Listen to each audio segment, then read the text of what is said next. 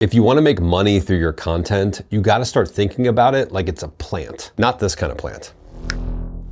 I'm talking about a manufacturing plant, something like this. So think about your content as an end product that you are creating and manufacturing to, quote, sell to an audience or to potential customers. And by sell, I mean placing it in the feeds or on the content channels and seeing if people buy your content or product or not. So there's three core things that you'd want to build your manufacturing plant around before you start bringing in raw material. The first one is making sure that you have a solid brand story and strategy. This is who we are, who we serve, why we're unique, what's our point of view, what story are we communicating. The second would be your content strategy. What did we talk about? Where did we talk about it and how? And then you'd want to think about your content team. Picture this as the employees working on the manufacturing plant. They're the ones that are helping to produce the content or the product. But then very quickly it gets into the manufacturing floor. And it starts off like any product would as raw material. That's your content topics and ideas. Ideally, this is coming from customer insights and your knowledge about your area of expertise. That raw material moves to the second phase in the manufacturing process, which is ready to record content, assuming that we're doing video here. We can create content from scratch, from the raw material, or we can be the content and do more documentation, record behind the scenes, repurposing content. Then that becomes recorded videos. It then moves along the plant floor and the videos get curated, meaning they get trimmed up and ready for editing. Then they move to the post-production editing portion of the plant. Once they're done with that, they move to prep for posting,